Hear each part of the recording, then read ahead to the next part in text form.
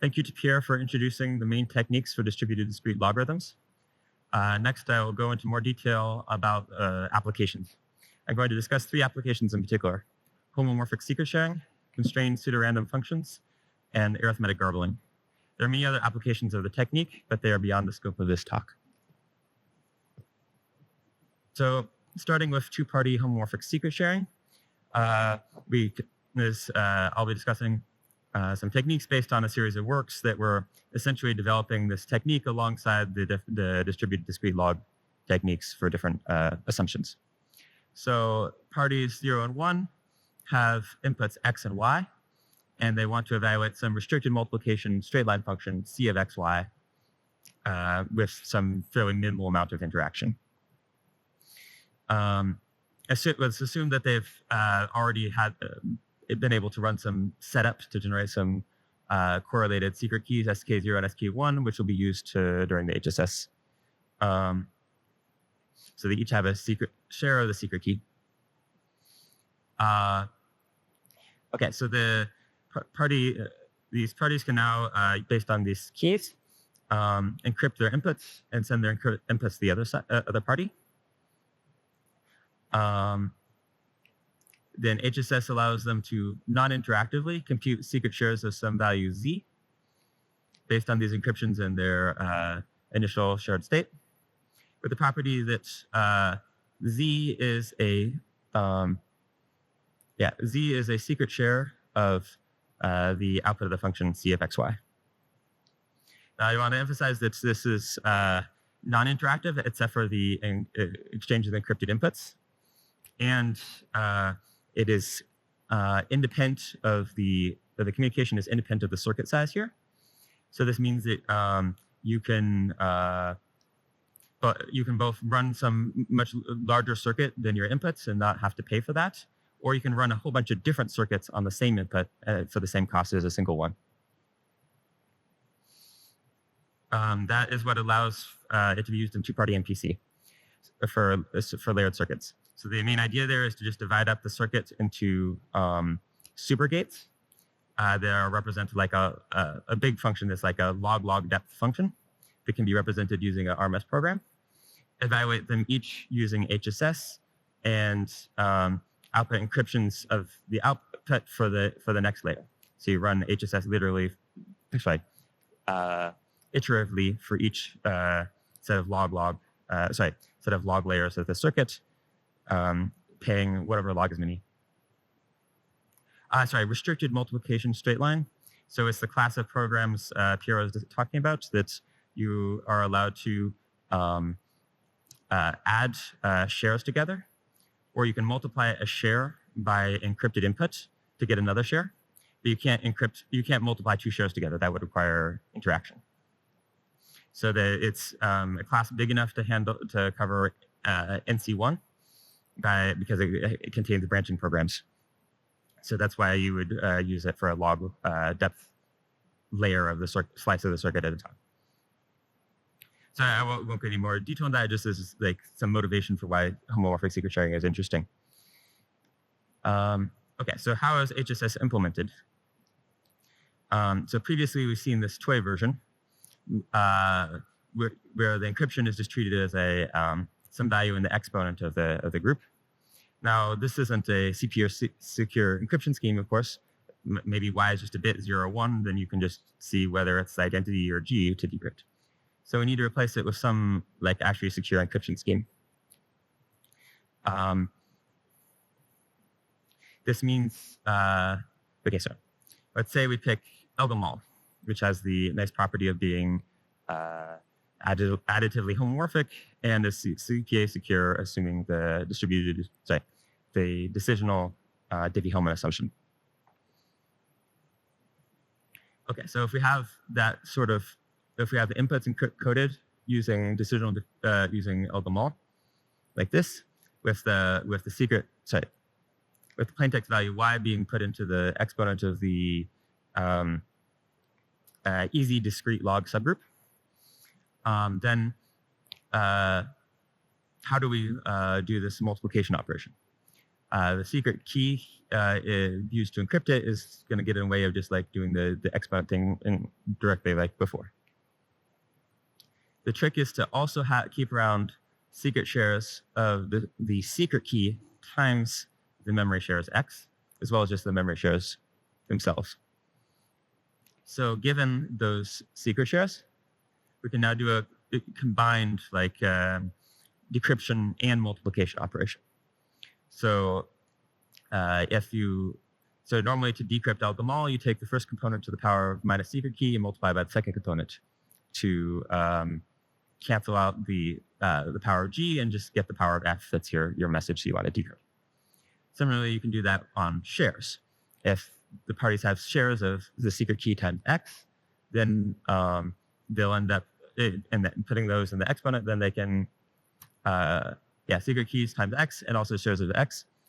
Putting those in the exponent and then taking distributed discrete log gives X times Y, because the product of X, just like it's additively homomorphic, putting X in the exponent just multiplies by X. And like essentially we're doing the decryption on shares and then taking distributed discrete log. So the input of distributed discrete log will be in the easy subgroup. So it'll give a correct output X times Y.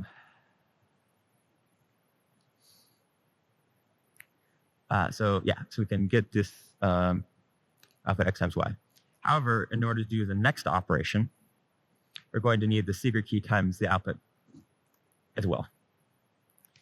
So that we need secret shares of not just X times Y, but secret key times X times Y.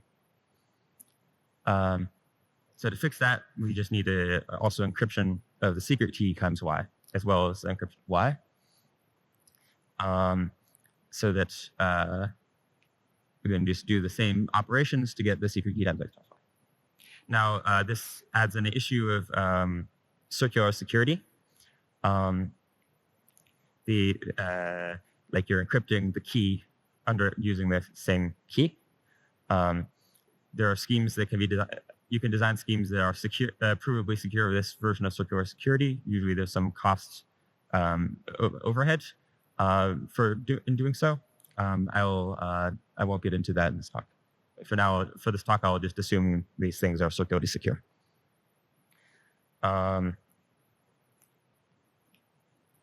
Next up is Damgard-Urich. In Damgard-Urich, there's a nice trick that improves efficiency compared to Elgamal. So in Damgard-Urich, the secret key is just the Weyl-Totient of the modulus. So it's like it lets you remove the randomness from the ciphertext. So let's try now. So then the benefit of Damgard-Urich is that you only need to keep secret shares of the secret key times memory value. You don't need to have secret shares of memory value as well. And this means that we can end up we only need to give this one encryption, this one group value for each input Y. Then the trick is this, that if you want to do a multiplication operation, you can take the encryption to the power of these secret key times X. Then the randomness in the encryption is R to the n squared. The order of this group is n squared times phi of n. So if you take that power of secret key, which is phi of n, that disappears. And we're just left with the secret key times X times Y in this easy discrete log subgroup. So two computing the distributed discrete log then gives the secret key times X times Y. So notice we didn't have to specially encrypt the secret key, and we didn't have to give two different ciphertexts, so that sort of thing. On the other hand, the downside of this is that we don't get secret shares of X times Y, only the secret key times X times Y. So if you actually want those secret shares, then you need to give out an encryption of the inverse of the secret key, mod n squared. So that way you can multiply by that to get rid of the secret key. This also requires assuming circular security. So to summarize these schemes, they implement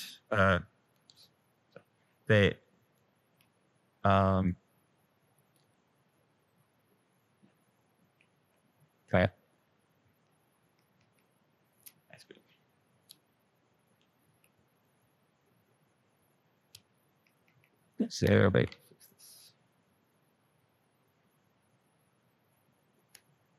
Yes. Yeah, no, there. Thanks. I fiddled with the remote and it's a bad idea. Okay.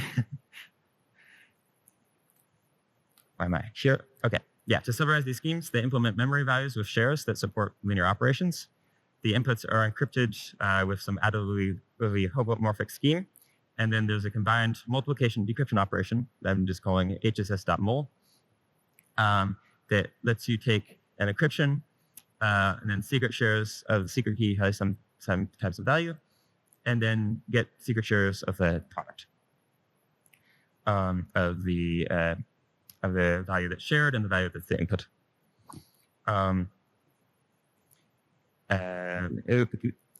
And these memory shares keep on being maintained with the secret key multiplied so they can be used for further operations.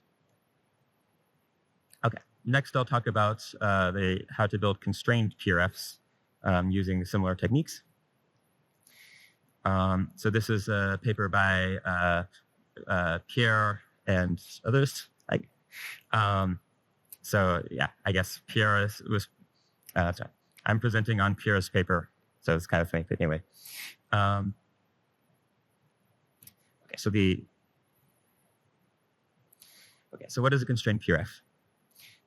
So look at the problem where there's two parties.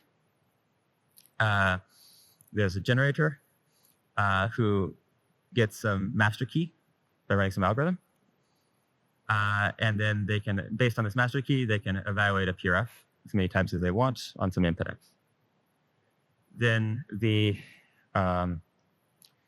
a evaluator party who wants to also evaluate this PRF. But the generator doesn't want to let them evaluate it everywhere. So they come to agreement. There's some predicate P on which the evaluator will be allowed to evaluate the PRF. And everywhere where P does not hold, then the evaluator won't know anything about the output. So they run this constraint algorithm, get a constrained key based on the master key, and then the evaluator can run its constrained evaluation function whenever the predicate returns 0. So then the security property is that if you have an adversary who gets to choose this predicate and has Oracle access to the master public keys function, then any point where it has not queried and the predicate does not hold, even if it knows the constrained key, it must not know anything about the output.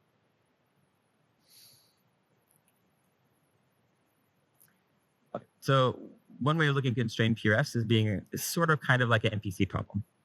And if we relax, in particular, if we relax on the requirements of the CPRF significantly, then we can end up something that looks very much like MPC. So each party runs some protocol based on this predicate. And it's called their output on input X is called the generator's output F0 of X and the evaluator's output F1 of X. So then if, let's say this protocol, what it does is it samples some random value R, and then it sets F1 of X, it outputs secret shares, F1 of X minus F0 of X, of this predicate times R. So then the point is that if the predicate returns 0, then they get secret shares of 0. So they get the same function output. So it's essentially like giving the evaluator the access to the same function's generator. However, if the predicate is non-zero, then they get independently random values, and the evaluator learns with it.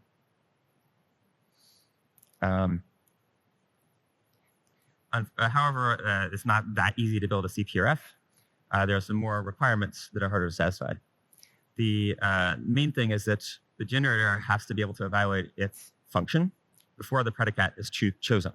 So it essentially has to be non-interactive. The generator has to be able to evaluate its side of this. Then later, when the predicate is chosen, then the evaluator gets to evaluate its side of this MPC. It turns out that this challenge is very similar to the challenge for arithmetic garbling, where instead of the generator, we have a garbler. They have to be able to generate their whole set garbled circuit, so their shares of everything, and use that to generate it as their garbled circuit to send to the evaluator. And this has to be able, must be able to do this ahead of time before the evaluator's input is chosen. Now you can imagine using homomorphic secret sharing to implement the sort of the toy MPC version of the constrained PRF scheme. That is, you can evaluate a PRF inside of the HSS to generate some random value. So let's say the generator gets some random key. They've already run the setup, and they send encryptions of each other's inputs, the predicate and the key. And if we have the circuit be the scheme we talked about before, evaluate the predicate, multiply by the generator, then they'll get some secret shares of this result, again with the property that the difference of the shares of this product. So if P is 0, then they get the same 0. And so if the evaluator is allowed to evaluate the same function as the generator. And if P is non-zero, then this PRFG will completely randomize the evaluator's share. So sort of inspired by that, you can try to make a modification to that scheme that actually does satisfy the constraints of being like constrained PRF, that like the non-interactivity properties. So to start, let's just move this setup into like initialization, part of initialization of the master key, and whatever the evaluator picks, they'll always at least get the encryptions corresponding to the secret key K. So that part's not interactive as well. The thing that's tricky to handle is the encryptions corresponding to P. For this, one needs a additional primitive, this encryption late operation. So that we call encryption late because essentially what's happening is that the input, the plain text of this encryption is chosen too late for the generator to know to have any information about it. So the generator gets some sort of partial ciphertext E bar P that is independent of the plaintext value, because the plaintext value isn't chosen yet when the generator needs to evaluate its side of the CPRF. Then later, once the evaluator chooses its predicate, then it gets this full ciphertext EP that contains the plaintext information and lets it evaluate its side. And it turns out that you can tweak the evaluation operations so that the generator, in fact, can evaluate based on just its partial encryption. However, the evaluator needs to know the values in the circuit for as long as it's using these late ciphertexts. So for this reason, the evaluator needs to know the predicate here during evaluation. So this makes it a only constrained PRF, not a privately constrained PRF.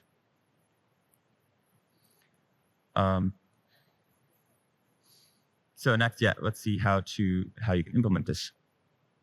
So I call again this the El-Gamal based encryption scheme for HSS, where you have El-Gamal ciphertext and based on some random value R, the El-Gamal ciphertext encode the plaintext value, and you can evaluate the product X times Y based on exponentiating the two components of the encryption.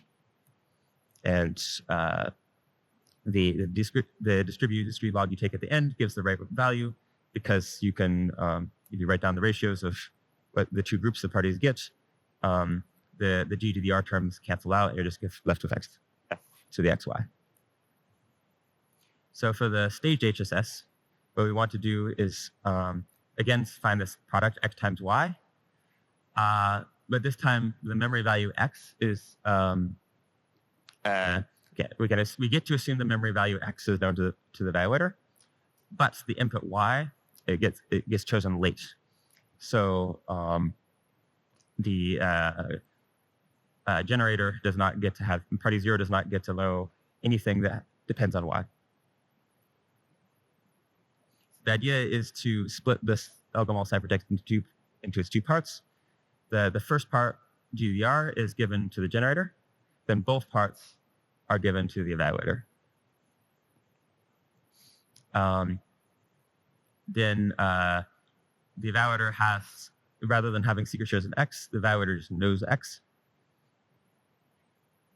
And you can then recover this product X times secret shares of product X times Y, because you only the only reason where the only place where this second part of the ciphertext was used was exponentiating to the power of X.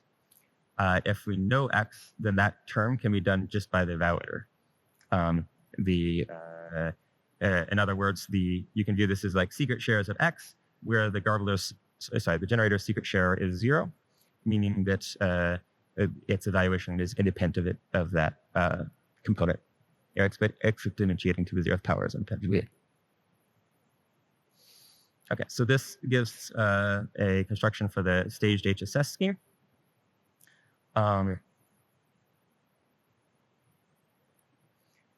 Next, I'll talk about doing arithmetic garbled circuits based on, again, this distributed discrete log trick, which turns out to be a related problem to the constrained pure.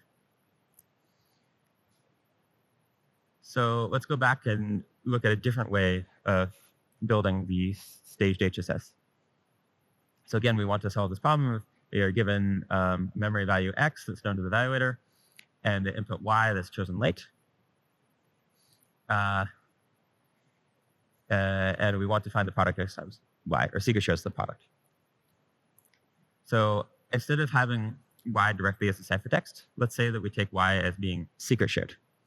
So there's shares Y1 and Y0 known to the evaluator and generator, respectively. So then this identity holds. And then we have this nice property that the first term is known to the evaluator. They know X and they know the share of Y. And then if we give out a secret share of, if we give out an encryption of the Garbler share of Y, then then they can just compute a multiplication based on the distributed discrete log to get the product X times Y0. Same way as before. So it's both these terms can be computed, and secret sharing is linear, so they can be bind to get secret shares of X times Y. And then you also want secret shares of the secret key times X times Y. So you need to give out, again, group the secret key with Y, and then we need to give out encryption of the Garbler share of the secret key times Y.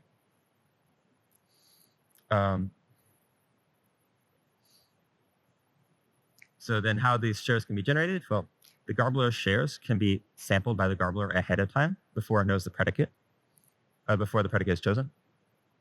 So you can sample all the shares during gen. Then once the Y value is chosen, then the evaluator shares can be chosen based on it. So Y1 is just Y0 plus Y, and secret key times Y is assigned similarly.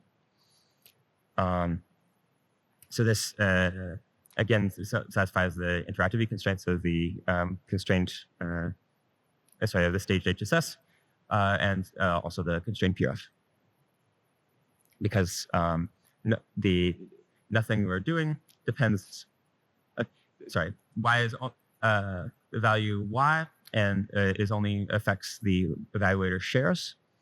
So they can be computed after the predicate is known. However, notice that nothing here requires Y to be an input now. Y is never encrypted. The generator just needs to encrypt its share of Y, and then its secret key also a share of secret key times Y. Since there's no encryptions based on Y, this means that the multiplication, this multiplication operation can also be used for garbled circuits. Like Y could be an output of some other gate, and it would still work. And this again would satisfy the communication constraints. It would be like the Garbler can generate the whole circuit and learn its 0 Y shares for everything, and then then send all of its encryptions. And then later, once the evaluator chooses its inputs, then it can get these secret shares like Y1, SKY1, and evaluate. Okay, so a Boolean garbling scheme would look like this. The Garbler generates a garbled circuit. They can do oblivious transfers to give the evaluator its input wire labels, and the evaluator evaluates the circuit. And then they can decode to a result. Arithmetic garbling looks like this. So now I've made things a little more specific. The parties have inputs in the integers, their bounded values of the integers. They want to compute some function f that's like represented using a arithmetic circuit. Again, they want to do some garbling, where the garbler can, based on its inputs, generate some garbled circuit G and some decoding information. In this case, I'm writing that as the garbler share of Z, the output, to the evaluator. And then later, once the evaluator has inputs y1 to yn, instead of an OT, it becomes a vector OLE operation. The evaluator can learn its secret shares of the secret key times these y's by just, through this vol. They need, as the garbler needs to have chosen its 0 shares already, then the evaluator gets the 1 shares based on this. And then the evaluator gets to evaluate the garbled circuit, learn its share of Z, and then decode it using the Z0 to get the output Z. So the addition operations in garbling or sort of garbled circuit are no problem. Since using additive secret shares, we just automatically get free addition. If you add wire labels together, or if you add shares together, you get shares of the sum. So addition is completely free. But for multiplication, we've only seen the case so far where one party knows one of the inputs. And what happens when neither party knows the input? Well, we can take this identity here, that based on what x1 and x0 being shares of x and y1 and y0 being shares of y, expand it, and then rearrange the terms to get the x times y, get the product we want, x times y, in terms of these 4 terms. So the first one and the last one are particularly nice. One is known to the evaluator, and the other is known to the garbler. So they can just compute these through locally just multiplying their shares. Then we have these 2 correction terms that are like cross terms that need to be evaluated. So if the garbled circuit contains encryption of x0 and encryption of y0, then they can perform a multiplication operation to get secret shares of these 2 cross terms. Yes, and then you can combine. They can combine all these shares together to get shares of x times y. Similarly to before, we always want to get secret shares with the secret key multiplied on as well, so that we can do further operations. So here we can group the secret key with y again, and again get a sequence of terms. 2 are known to one or the other party, and 2 that are cross terms. So one of these terms we've kind of already seen before, the encryption of the secret key times y, secret zeros. The other one is a little bit different. It's the encryption of the secret key times the 0 share of x. So there's sort of an asymmetry there because we chose to multiply one side of the secret key, one of x or y by the secret key and not the other. So because of this asymmetry, you have to pay more in terms of ciphertext because you have to encrypt both of these 2 different things. But you can do these encryptions. Modulo some circular security issues, you end up with a secure garbling scheme. Now there's a more efficient version of the scheme that's can be somewhat simplified based on using the Damgard-Uric HSS. So instead of just grouping in the secret key on one side, try grouping it on both. So you get, so we'll end up with secret shares of the secret key squared times x times y, which is a little annoying. But the nice thing is that now there's a symmetry here between x and y. So to generate the 2 cross terms, we just need secret shares of the secret key times x0 and secret key times y share 0. So we just need these 2 Damgard-Uric encryptions, and they're both sort of symmetrical. Because they're symmetrical, now you can look at it a different way. Instead of assigning the ciphertext to the gate that they're inputs to, instead you can assign them to the gate it's the output from. Like notice these ciphertexts there's no ciphertext that depends on both like X and Y together. So you can just, for each gate, you can generate a ciphertext that's like the secret key times the zero share of the secret key times the output of the gate. So this means you only need one ciphertext for every wire in the circuit. Now, because Stamgaard-Yurek is a rate 1 encryption scheme, as you increase the what power of N you use, this can be turned into a rate 1 garbling scheme. By rate 1, I mean that the values you're evaluating in the circuit, if you take the total data value the total number of bits across all wires in the circuit you're evaluating, like the total number of bits and the size of the number, then that can be, if it's rate 1, as you make the circuit bigger and bigger, that will approach the amount of communication needed in the garbled circuit. So this differs from like symmetric key garbling, where you typically have a factor of the security parameter, and some existing schemes of arithmetic garbling, which have a much higher factor. I don't quite remember, but it's at least an order of magnitude higher cost in terms of the garbled circuit versus the plain evaluation. Okay. Just to go into a little more detail on just how that works.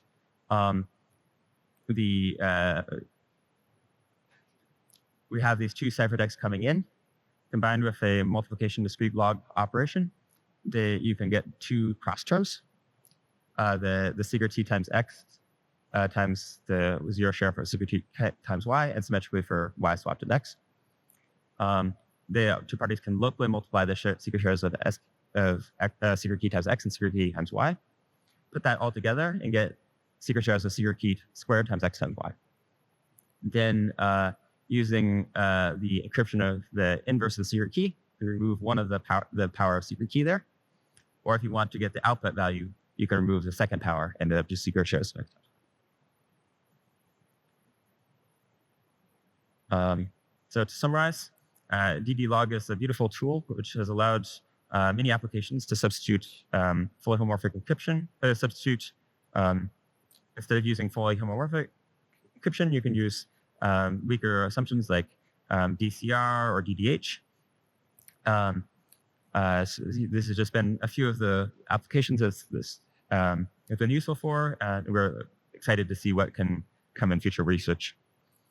So the applications we see now, there's this is homomorphic secret sharing, which gives some non-interactive version of a succinct version of MPC. In particular, it implies sublinear two-party computation. We've seen this constrained PRF and how it relates to doing arithmetic garbling. Finally, there's one application that I particularly like to mention that I haven't discussed so far. Is called trapdoor hash functions. They have applications to many succinct communication MPC problems, such as private information retrieval. And some ideas from there allow us to build sublinear MPC for arbitrary number of parties rather than just two. Thank you for listening to my talk on distributed discrete logs. Do you have any questions?